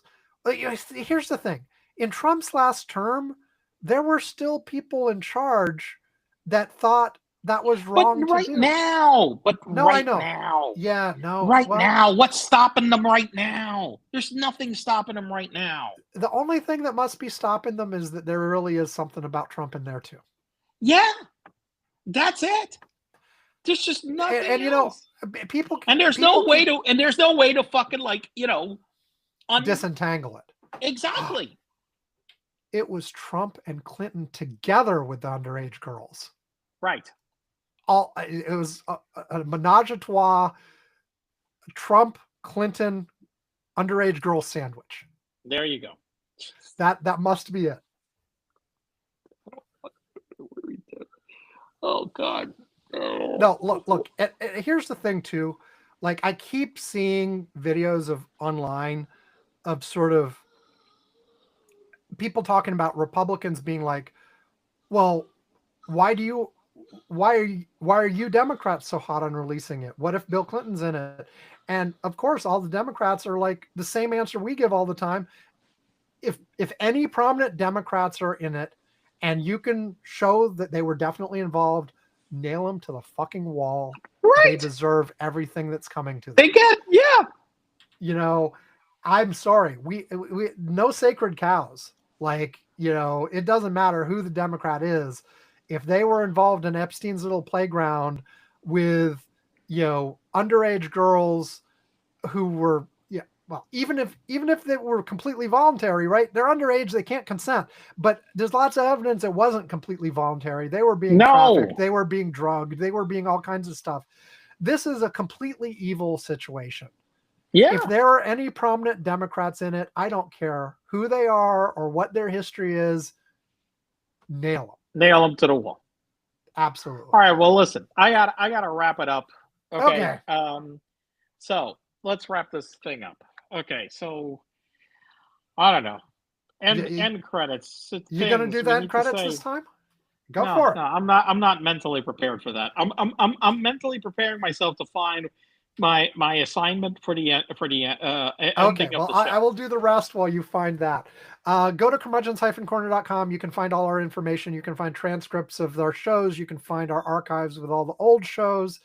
You can find all the ways to contact us. We love to be contacted. I will mention that I have neglected to post on TikTok for like several weeks now. This week I was going to catch up, but then I was sick. Yeah, I'll probably catch up at some point. I could just skip some episodes, but I figure I should actually catch up and post things from those old episodes. I don't know. Eventually I'll catch up. And of course, there is a link to our Patreon where you can give us money. And at various levels on the Patreon, we will send you a postcard, which, by the way, I have filled out. I've finished my part of the postcards. I have sent the postcards that are owed to Yvonne. I put them in the mailbox like yesterday or today or something. And so they are on the way to Yvonne, at which point Yvonne has to answer his bit and then actually send them out to the due recipients. I also finally got, I ordered the mug for Todd, who co-hosted a while ago. So my part of everything I owe for the Curmudgeon's Corner bonus gifts is done for the moment. But yeah, for various levels on the Patreon, we will give you a postcard, we will give you a mug, we will ring bells, we will mention you on the show, all of this kind of stuff. It's lots of fun. And importantly, and you also get a mug if you actually co-host the show. So anybody out there,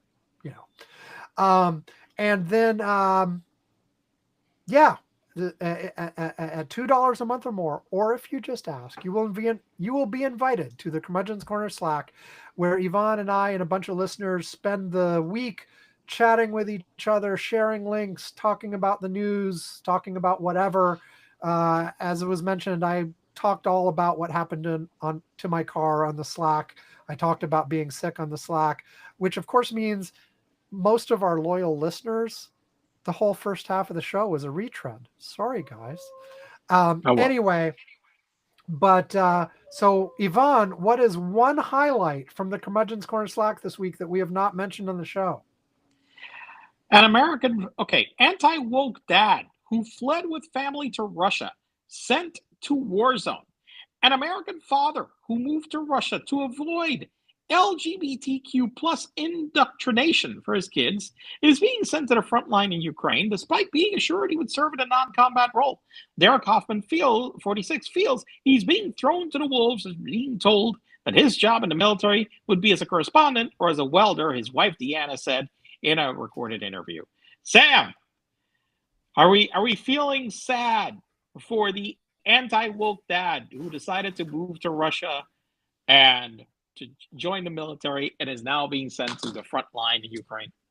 Any tears you got for him? I have a hard time generating those tears.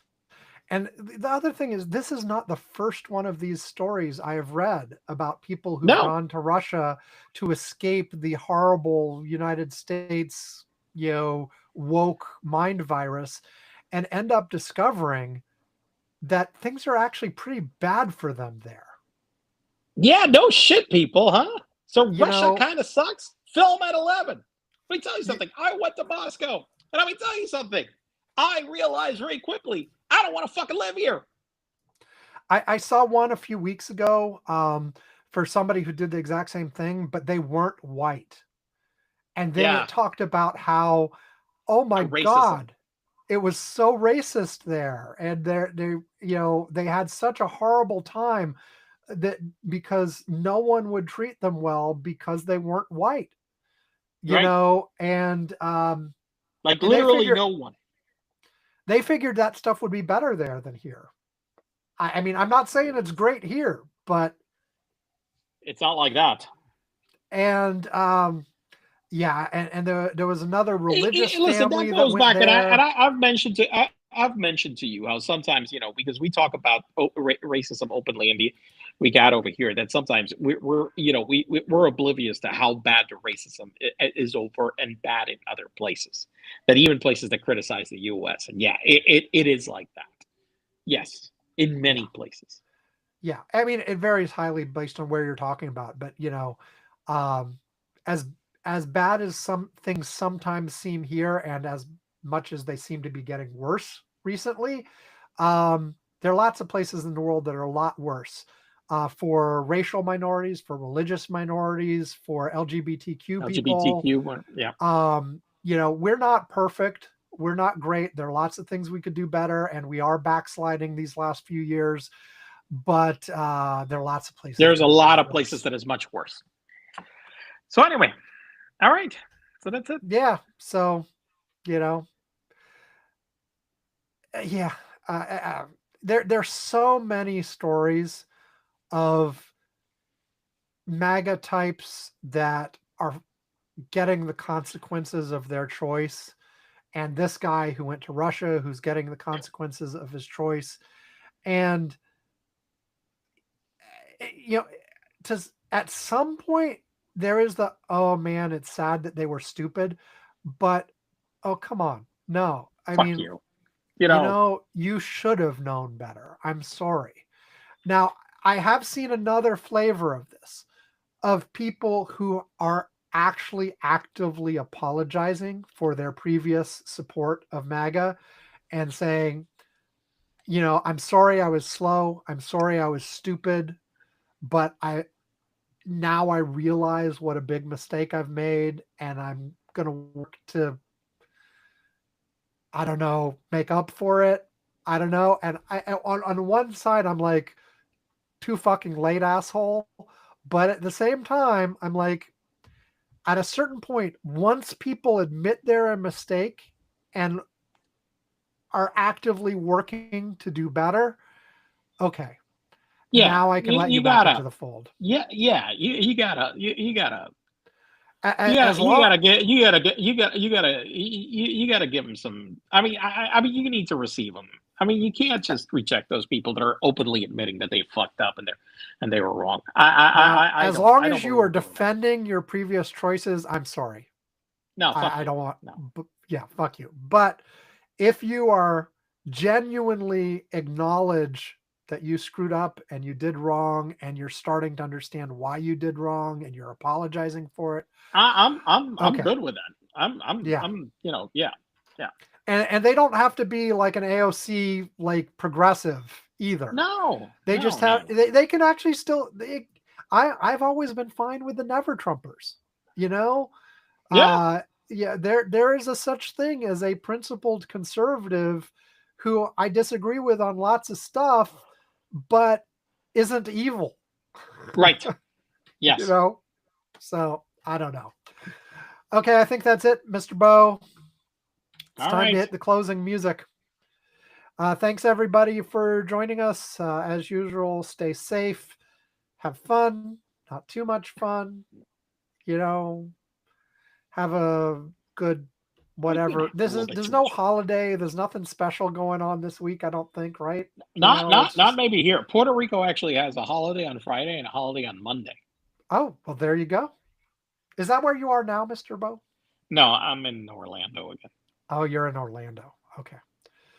Yeah, I was wondering because you clearly weren't at home. Yeah, no. Okay. There must be some like special Mickey Mouse holiday. Yeah, that's it. Yeah, no, it's school is starting like soon, so therefore back to Disney. Yeah. Okay. Okay, anyway, everyone have a good time, have a safe time, and we'll see you next time. I said time a lot. We'll see you again. Bye. Bye.